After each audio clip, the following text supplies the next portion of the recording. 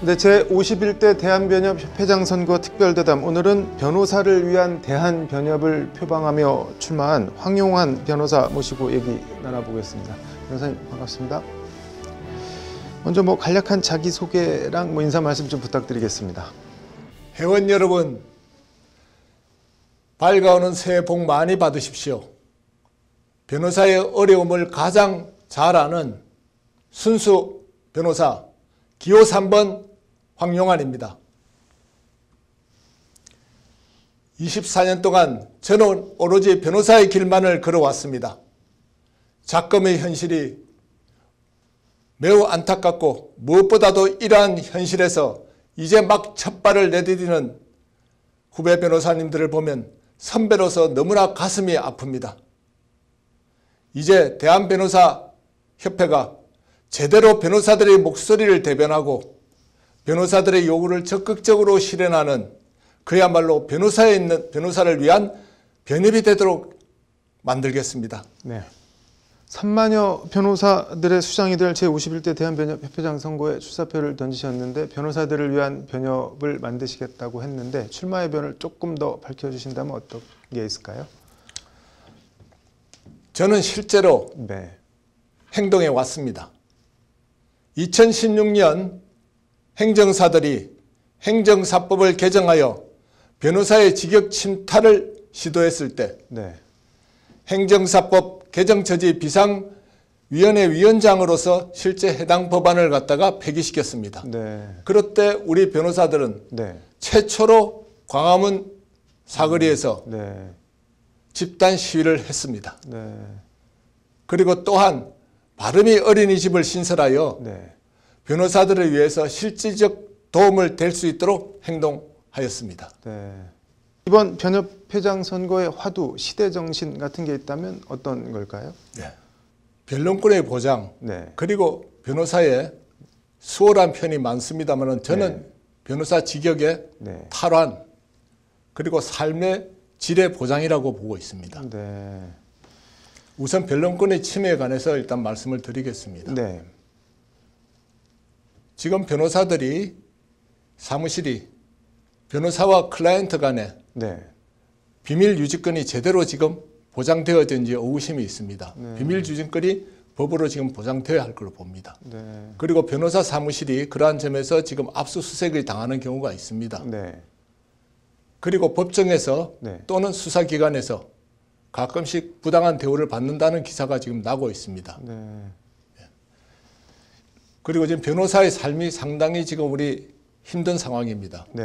그리고 어느 정도의 변호사의 품위를 유지할 수 있는 삶이 보장되어야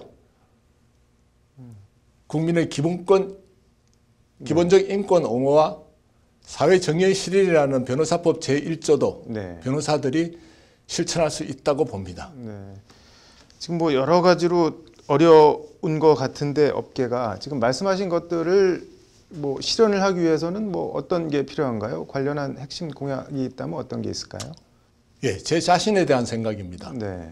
첫째, 변협회장으로서 오로지 변협의 업무에 전념하기 위해서 저는 정관계 진출을 기반으로 활용하지 않겠습니다. 저는 변호사 회무에 전념토록 하겠습니다. 그리고 직역 수호를 넘어 직역 탈환을 위한 입법 TF팀을 구성하고 상시 운영토록 하겠습니다. 그리고 변호사와 의뢰인 간의 비밀유지 특권을 도입하고 변론권 침해에 대해서는 강력하게 대처하도록 하겠습니다. 저는 또한 이 사내 변호사들에 대해서 전문 인정 제도를 신설하고 사내 변호사의 직역 확대를 추진토록 할 생각입니다. 그리고 실무수습 기간을 단축하고 신규 변호사들의 시장 진입을 돕도록 하겠습니다. 그다음에 직역 탈환 입법 감시팀, 이거는 구체적으로 어떻게 운영을 하실 구상이신가요? 궁극적으로는 입법이라고 봅니다. 입법을 하기 위해서는 많은 변협회장이나 집행부가 국회 교섭단체에 대한 또는 여러의 많은 우리 사회 단체들에 대해서 네트워크가 일단 형성되어 있어야 합니다. 변협 회장이라 봤자 임기 2년밖에 되지 않습니다. 네. 그런 네트워크가 형성되어 있는 사람만이 얼마든지 머리를 맞대고 국회 수장들과도 의논하고 네. 그다음 법무부 당사자하고도 이야기할 수도 있고 네. 그 외 언론기관들과도 이야기할 수 있다고 봅니다. 저는 오랜 회무 기간 동안에 네. 상당한 네트워크가 형성되어 있습니다. 네. 그래서 즉시 2년 동안의 통상의 변협 회장들은 6개월 업무 파악에 그 다음에 마지막 6개월 짐 싸기에 바쁩니다. 저는 바로 실천할 수 있습니다. 준비된 협회장이시라고 지금 말씀을 하시는 것 같은데 뭐 다른 공약은 또 뭐 어떤 게 있을까요? 그 다음에는 각계 이제 개별 공약이 되겠습니다. 네. 지금 우리 변호사분들 네. 육아 양육에 상당히 고민하고 있습니다. 제가 서울의 초대 사무총장 시절에 네. 지금 서울중앙지법 옆에 있는 바람이 어린이집 네. 제가 앞장서서 만들었던 겁니다. 네. 이거 6개 고등법원에 네. 일단 신설토록 하겠습니다. 점진 나중에 확대되면은 전국 지방법원까지 가야 될 걸로 봅니다. 그래서 육아에 네. 전념해가지고 변론 활동을 제대로 할 수 있겠습니까? 네. 그리고 네. 직역 확대 차원과 관련해서 네. 국가기관, 그 다음에 입법기관 또는 공공기관에 네. 우리 변호사들이 진출할 수 있도록 프로그램들을 갖다가 제정하고 네. 또 시행토록 하겠습니다. 네. 지금 변협에서 전문 변호사 뭐 인증 제도가 있는데 그 사내 변호사를 상대로 한 인증 뭐 전문 그거는 뭐 어떤 그건 좀 다르다 봐야 됩니다. 어떤 점에서 다른 왜냐하면 겁니까? 변협에 있는 전문 인증 제도는 네. 교육을 받게 돼 있고 네. 또 송목을 얼마 했다든지 네. 그 분야에 그런 것들이 규정이 있습니다. 네. 그런데 지금 우리 사내 변호사들은 네. 송무를 갖다가 할 수 있는 것이 그렇게 많지가 않습니다. 그 점 있고 또 다양한 지금 직역에 가 있습니다. 네. 뭐 금융 쪽이라든지 뭐 여러 가지 M&A라든지 또는 뭐 그 외에 지금 점점 이 사회는 확대되지 않습니까? 네. 그에 대한 전문 인증 제도를 세분화하고 규정함으로 인해 가지고 그동안의 사내 변호사로서의 본인의 경력에 손상이 없이 이 사회의 빛을 발하도록 하겠습니다. 그러니까 재판이나 송무 업무가 아니어도 본인이 일한 경력이 있는 부분에 대해서는 뭐 일정한 심사를 거쳐서 전문을 인정을 해주시겠다는 그런. 예, 그런 제도입니다. 지금 제가 본다면 사실 제 아들도 사내 변호사입니다. 아, 네. 그렇기 때문에 제가 많이 그 고충을 듣고 있고 네. 그로부터 이것이 필요하다는 이야기를 절실히 들었습니다. 예, 그뿐만 아니고 네. 지금 사내 변호사에 있어서는 네. 직장 상사가 비변호사인 경우가 있습니다. 네. 그 지휘 감독에 있어서 변호사의 독립성 또는 변호사의 어떤 윤리의 문제가 있습니다. 네. 그런 고민도 제가 과감히 시정토록 하겠습니다. 작은 문제가 아닐 것 같은데요. 그 시정을 하는 게. 그렇죠. 그렇기 때문에 사내 변호사를 하시다가 네. 또 송무로 돌아오시는 분들이 있습니다. 네. 그러려면은 상당한 오랜 기간을 갖다가 사내 변호사로 업무를 했기 때문에 개업하기가 쉽지 않습니다. 네. 그래서 개업 아카데미도 이번에 신설할 생각을 가지고 있습니다. 네. 그래서 그런 연수 제도도 일단 많이 개발할 생각입니다. 쭉 말씀을 해주셨는데 다른 후보들과 차별되는 강점, 제51대 대한변협 협회장이 왜 황용환이어야 하는지 정리를 한다면 뭐 어떤 거가 있을까요? 저는 다른 후보들과 달리 네. 검찰, 판사, 네. 정관이 아닙니다. 네. 오로지 저는 24년을 순수 변호사로서 네.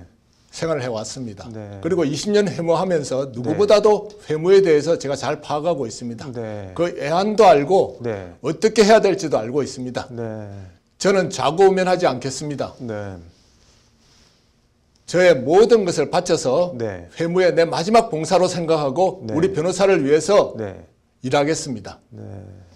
그러면 어떻게 할지 알고 계신데 앞으로 어떻게 하실 건지 마지막으로 법률방송 시청자와 대한변협 회원께 한 말씀 부탁드리겠습니다. 존경하는 대한변호사협회 회원 여러분, 대한변협의 주인은 협회장이 아니고 바로 회원 여러분들입니다. 무엇보다도 선배님, 후배님의 조언과 충고를 몸소 실천하는 협회장이 되겠습니다. 2021년은 여러분들이 대한변협의 주인이 되는 첫 해가 될 것입니다. 저 황용안을 여러분의 일꾼으로 써주실 것을 간곡히 부탁드립니다. 네, 오늘 말씀 잘 들었습니다. 법률방송에서도 계속 관심 갖고 지켜보도록 하겠습니다. 오늘 나와주셔서 감사합니다. 네, 감사합니다. 네.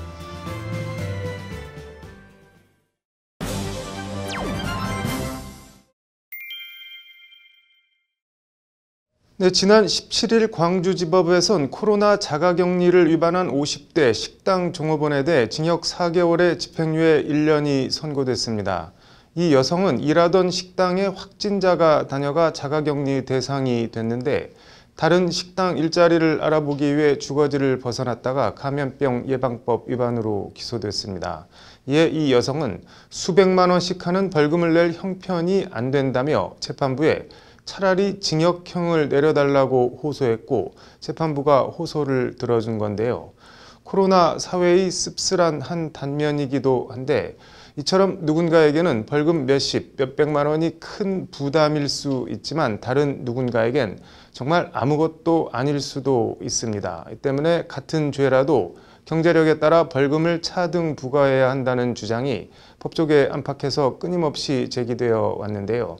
관련해서 고검장 출신인 더불어민주당 소병철 의원이 이른바 일수벌금제 도입을 골자로 하는 형법 일부 개정안을 대표 발의했습니다. 장한지 기자가 단독 취재했습니다.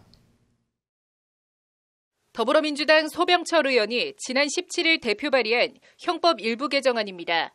법안은 제안 이유에서 먼저 현행 총액벌금제의 문제점을 지적하고 있습니다. 같은 벌금형이어도 경제력이 있는 사람의 경우엔 부담이 되지 않아 형벌로서 효과가 사실상 없다는 지적입니다. 이에 법안은 벌금형 선고 시 일수와 일수 정액을 분리해서 선고하는 일수벌금제 전면 도입을 골자로 하고 있습니다. 쉽게 말해 징역 1년과 징역 10년 이렇게 형량을 달리하듯 벌금 일수도 30일, 100일 이런 식으로 행위자의 불법과 책임에 따라 일수를 달리 선고하는 겁니다.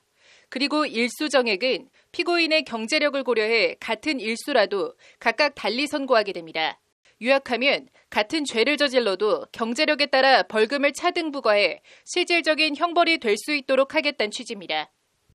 법안은 구체적으로 벌금형 일수는 1일 이상 3년 이하로, 일수 정액은 1,000만 원 이하로 정하고 있습니다. 일수 정액은 피고인의 자산과 1일 평균 수입을 기준으로 판결 당시 피고인의 수입과 재산 상태, 유사직종 종사자의 평균 소득, 부양가족 및 최저 생계비 등을 종합적으로 고려해 산정하도록 하고 있습니다. 법안 문구상 산술적으로 최대 109억 5천만 원까지 벌금 선고가 가능해집니다. 위화력이 있어야 되는데 특정 사람에게는 너무 불리한 위화력이 있고 또 특정 사람에게는 너무나 위화력이 없고 일반 서민한테 1,000만 원은 상상할 수 없는 금액이지만 정말 재벌한테 1,000만 원은 지나가는 어떤 껌값이 될 수 있는 그런 상황이니까 필요하다. 법안을 대표 발의한 소병철 의원은 불평등하고 불공정한 벌금제도 개선이 반드시 필요하다며 21대 국회에서 반드시 해당 형법 개정안을 통과시킬 수 있도록 하겠다고 강조했습니다. 이 현실적으로 불평등하고 불공정한 벌금 제도를 개선해야 되겠다는 이미 제도는 큰 골자가 만들어져 있기 때문에 입법의 결실을 거두는 30여 년간 논의만 있어왔던 일수벌금제 법안이 21대 국회 본회의 문턱을 넘을 수 있을지 주목됩니다. 법률방송 장한지입니다. 네, 더불어민주당 소병철 의원이 경제력에 비례해 벌금을 부과하는 일수벌금제 법안을 발의했다는 뉴스 앞서 전해드렸는데요. 장한지 기자와 더 자세한 얘기 나눠보겠습니다. 장 기자, 설문조사 결과 응답자의 75.6%가 일수벌금제에 찬성한다는 결과가 나왔다고 하는데 어떤 설문조사인가요? 네, 한국형사정책연구원의 설문조사입니다. 네. 관련해서 자산비례 벌금제의 입법 방안을 주제로 줌을 통한 온라인 세미나가 오늘 열렸는데요. 네. 형사정책연구원이 일반인 1,089명을 대상으로 네. 지난 8월 4일부터 25일까지 일수 벌금제 도입 찬반 온라인 설문조사를 벌인 결과 네. 75.6%가 찬성한다고 답했습니다. 네. 반대는 24.4%였습니다. 네. 응답자 10명 가운데 7명에서 8명 정도가 찬성한다고 응답을 한 건데요. 네. 네. 성별, 학력, 그리고 연령, 벌금 경험 유무에 따라서 찬성률에 큰 차이를 보이지 않은 점도 매우 네. 주목할 만한 점입니다. 네. 별도로 형사법 교수 등 38명의 전문가를 대상으로 조사한 결과에서는 네. 이제 찬성이 78.9%, 반대가 18.4%, 기타 2.6%로 일반 시민조사보다 찬성 비율이 높게 나타났습니다. 네. 제도 시행에 있어서 가장 어려운 점이 있다면 뭐 어떤 게 있을까요?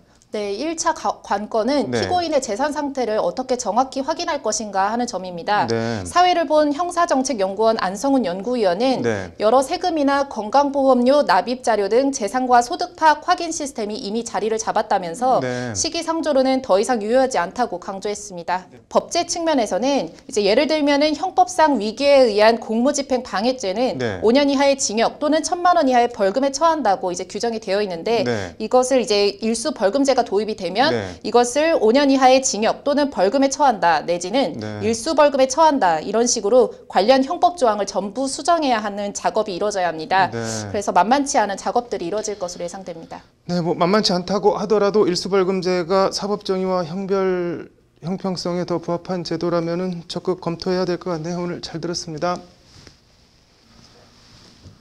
네, 이어서 법조계 소식 전해드리겠습니다.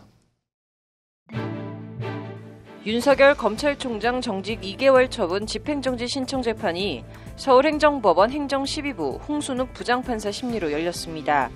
양측이 치열한 공방을 벌인 가운데 모레 오후 속행 공판이 재개됩니다. 앞으로는 경찰서를 직접 방문하지 않고도 경찰 사이버범죄 신고 시스템을 통해 온라인으로 증거자료를 제출할 수 있게 됩니다. 또 피해자가 아니어도 사이버범죄를 제보할 수 있게 됩니다. 내일 열리는 조국 전 장관 부인 정경심 동양대 교수 1심 선고공판 방청권 추첨 경쟁률이 1.7대 1을 기록했습니다. 정 교수는 사모펀드와 자녀 입시 비리 등 15개 혐의로 기소됐습니다. 문신 시술을 배우던 17세 미성년자를 성폭행한 30대가 1심에서 징역 7년을 선고받았습니다. 재판부는 피해자가 염색을 하고 멋을 부렸다고 해서 피해 진술이 허위가 아니라고 판단했습니다.